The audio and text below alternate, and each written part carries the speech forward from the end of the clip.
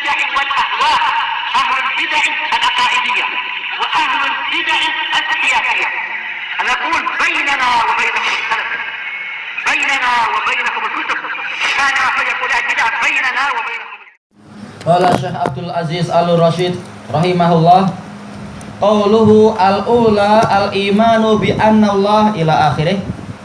Tingkatan yang pertama tentang masalah takdir adalah apa? Beriman bahwasanya Allah, membahas masalah apa? Mengetahui segala apa yang dilakukan oleh para makhluk. Qala ta'ala innallaha bikulli syai'in alim.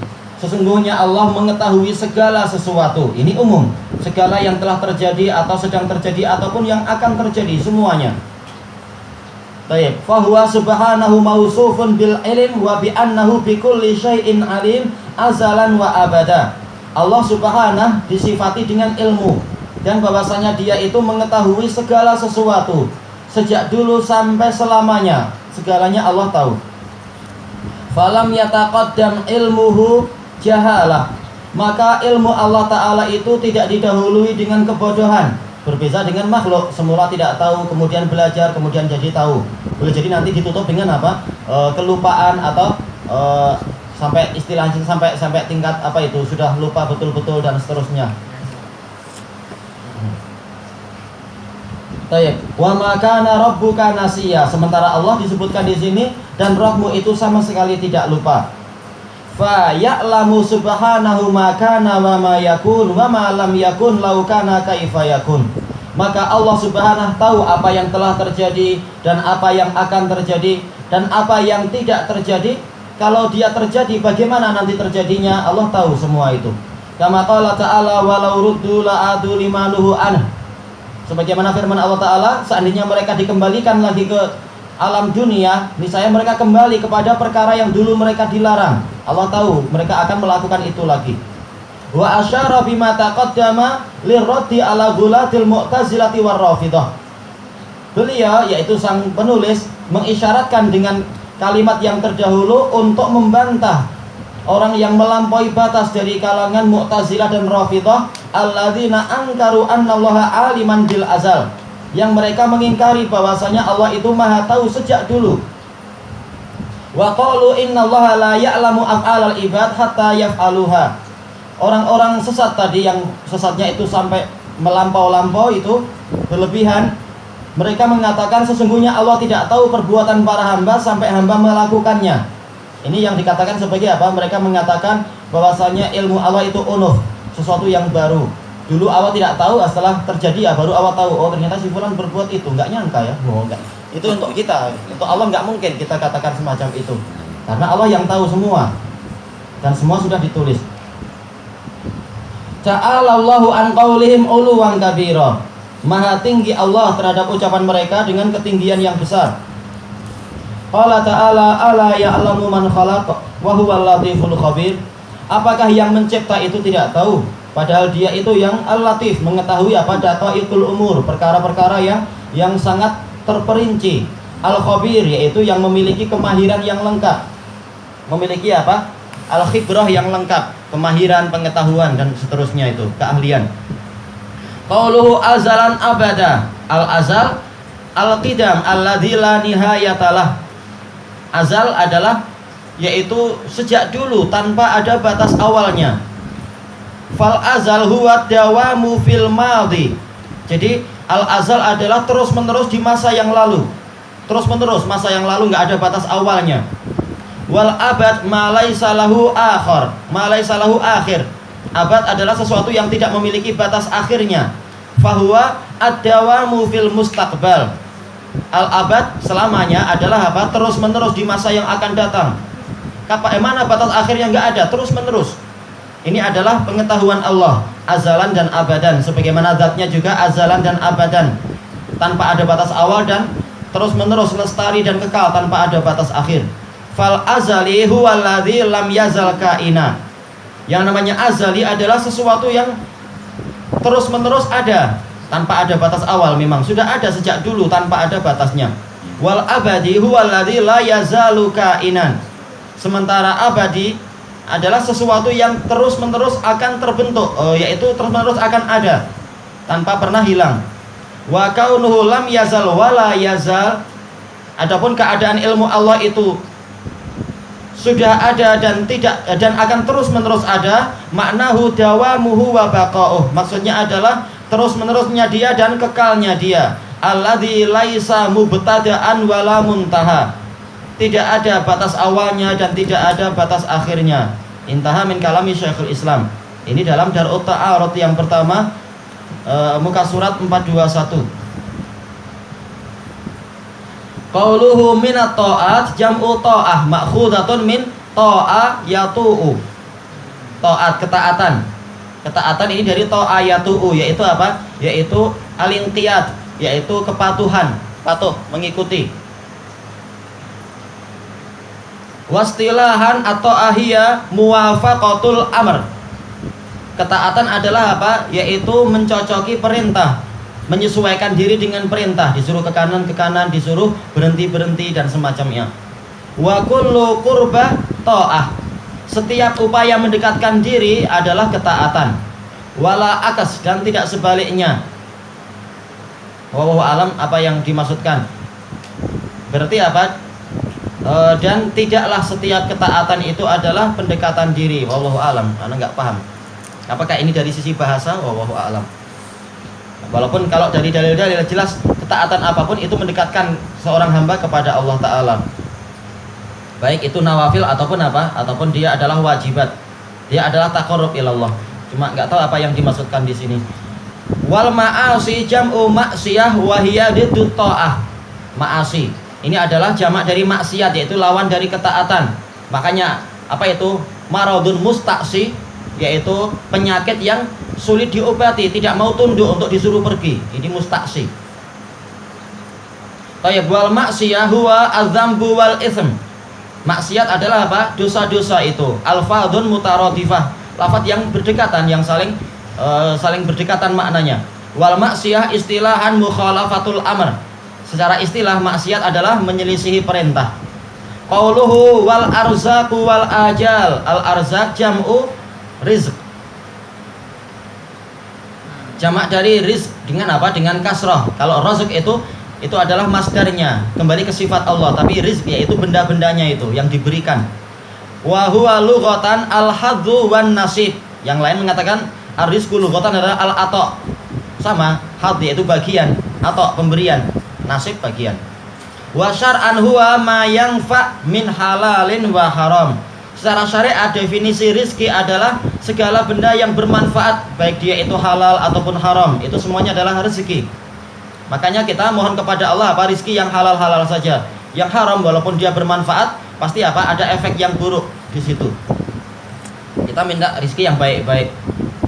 Tayyib qala Allah Ta'ala wa ma min dabbatin fil ardi illa 'alallahi rizquha. Tiada satu makhluk pun di muka bumi, yaitu di bumi, kecuali Allah lah yang menanggung, Allah lah yang mengurusi rizkinya. Ada yang dapat rizki yang baik, ada yang tidak puas akhirnya cari rizki yang jelek-jelek, jadi perompak, jadi penyamun barangkali, atau jadi apa namanya, pemakan riba dan seterusnya, atau apa kerjanya lewat judi. Ada rizki juga, tapi apa, rizki yang buruk. Fala budda likulli makhluqin min istikmali rizqih. Pasti setiap makhluk itu akan menyempurnakan rizkinya. Jangan khawatir, jangan seperti persangkaan apa orang-orang Mu'tazilah. Ada orang yang sebenarnya rizkinya masih cukup itu, bahkan ajalnya masih ada, tapi ternyata dia mengalami khawarimul ajal. Harusnya umurnya sampai tahun depan, tahu-tahu hari ini dia dilanggar kereta dan mati. Namanya khawarimul ajal. Ajal yang Allah tetapkan itu mungkin untuk apa? Digagalkan oleh makhluk yang lain. Makanya mereka dikatakan sebagai majus hadil ummah. Yaitu apa? Allah mencipta, tapi ada juga makhluk yang mampu mencipta yang lain. Ini sesuatu yang salah besar. Makanya kebanyakan ulama mengkafirkan Mu'tazilah. Tapi Mu'tazilah sendiri bertingkat-tingkat. Memang ada yang kafir, ada yang sekedar apa? Sekedar tapi ya jelek ya, mubtadi'. Tayyib kama fi hadits Hudzaifah radhiyallahu anhu anna Rasulullah sallallahu alaihi wasallam qala hadza rasulur rabbil alamin. Bahwasanya Rasulullah SAW bersabda, ini utusan Rabbul Alamin. Dalam lafaz yang lain apa? Inna ruhal qudus nafasa fi rau'i. Nafasa fi rau'i annahu la tamutu nafsun hatta tastakmila rizqaha. Dia meniupkan ke dalam dadaku, rau' yaitu apa? Jiwa atau diri. bahwasanya tidak ada jiwa yang mati sampai dia menyempurnakan rizkinya.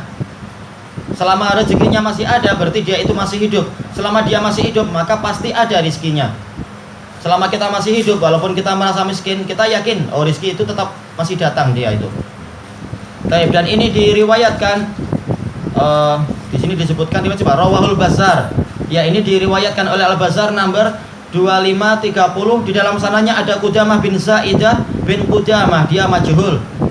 Dihasankan oleh Syekh Albani dalam Shahihah nomor 2866 dengan syawahidnya, dan memang bahkan syawahidnya itu jauh lebih sahih dan hadisnya sahih. Hadis dari Ibnu Mas'ud dan lain-lain.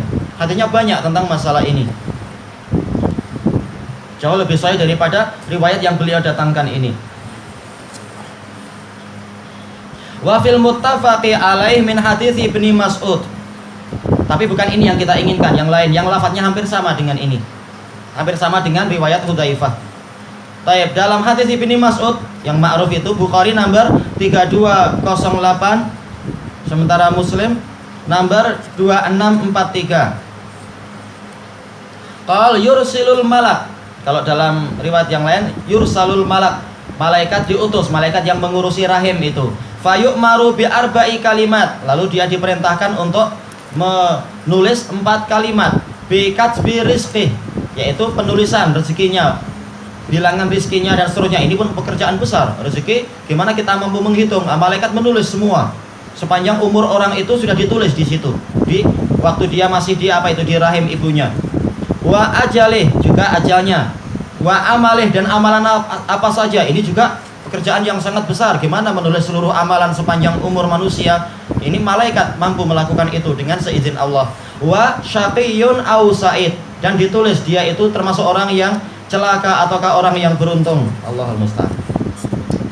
Al-hadits wa za'amatil mu'tazilah annal haram laisa birizq. Orang Mu'tazilah mengatakan bahwasanya yang haram itu bukan rezeki. Mereka asal-asalan aja segalanya memang. Fa'ala qaulihim, maka berdasarkan ucapan mereka, yakunu man akalal haram tula umrih lam yarzuqhullah. Berarti berdasarkan ucapan mereka, orang yang sepanjang umurnya itu makan yang haram-haram saja, berarti Allah nggak kasih dia rizki. Dan ini salah besar tentunya. Wa hadza batilun mukhalifun lil kitabi was sunnah. Ini salah. Ini menyelisihi Al-Quran dan As-Sunnah wa ijma'is salaf. Fa inna Allah subhanahu raziqu kullil khalaq. Karena Allah yang maha suci memberikan rizki kepada segala makhluk. Segala pemberian itu dari Allah, bukan dari yang lain-lain. Wa ma bikum min nikmatin fa minallah. Kenikmatan apapun yang ada pada kalian itu dari Allah. Enggak ada yang memberi kecuali Allah. Walaupun mungkin ada perantara, tapi yang memberi adalah Allah. Walaisa makhlukun bi ghairi rizq. Tidak ada satu makhluk pun tanpa ada rezeki. Wa ma'lumun annal haram ma'isyatun li ba'din nas. Dan kita tahu dan telah diketahui bahwasanya yang namanya haram adalah apa? Pekerjaan sebagian orang. Pekerjaan apa itu? Makan riba atau jualan khamr barangkali, atau jadi bandar judi dan yang semacam itu. Ini haram dan ini pekerjaan sebagian orang. Wa qad qala ta'ala wa ma min dabbatin fil ardi illa 'alallahi rizquha. Dan Allah telah berfirman bahwasanya tidak ada satu makhluk pun di bumi kecuali Allah yang menanggung rizkinya. Wa qad qassama subhanahu ma'ayishahum fil hayatid dunya. Dan Allah telah membagi penghidupan mereka, pekerjaan mereka di dalam kehidupan dunia. Qala ta'ala nahnu qasamna bainahum ma'isyatahum fil hayatid dunya. Kami telah membagi-bagi di antara mereka penghidupan mereka, yaitu mata pencaharian mereka dalam kehidupan dunia. Jadi ini adalah bagian dari rizki Allah. Wa fil hadits innallaha qassama bainakum akhlaqakum kama qassama bainakum arzaqakum. Dalam hadis, sesungguhnya Allah telah membagi-bagi di antara kalian akhlak kalian sebagaimana Allah membagi di antara kalian rizki kalian. Sebagaimana akhlak ada yang baik, ada yang buruk. Demikian pula berarti apa? Rizki ada yang baik, ada yang buruk. Jadi semuanya adalah rizki. Baik. Hadis ini diriwayatkan oleh Al-Baihaqi dalam Syu'abul Iman nomor yang ke-599. Dan jauh sebelum Al-Baihaqi itu Al-Bukhari dalam Al-Adabul Mufrad. Bukhari nomor yang ke-286. Dan ini sahih kepada Ibnu Mas'ud. Tayyib ila ghairi dzalika minal adillah. Dan dalil-dalil yang lain. Ilahuna wallahu a'lam. ilmu juga adalah rezeki. Iya. Adakah ada dalil untuk mengatakan bahwa ilmu itu rezeki? Baik, rezeki artinya adalah atok, yaitu bagian atau apa? Hak. Nah, kita sudah mengetahui di dalam sabda Rasulullah SAW, wa innal anbiya lam yuwarithu dinaran wala dirhaman wa innama warathul ilm faman akhadahu faqad akhadha bihadzin wafir. Jadi memang ilmu adalah bagian dari hak. Hak adalah rezeki. Jadi memang ilmu adalah rezeki. Dan juga apa? Di dalam Al-Qur'an Allah Ta'ala berfirman, Iqra wa rabbukal akram alladzi 'allama bil qalam 'allamal insana ma lam ya'lam. Bacalah, dan Rabbmu itu adalah Maha Dermawan. Dermawan itu gimana sih? Memberi rezeki di antaranya. Alladzi 'allama bil qalam, yang dia mengajarkan dengan pena. Yang mengajarkan kepada manusia apa yang dia tidak tahu. Jadi itu bagian dari pemberian, bagian dari rezeki, ilmu itu.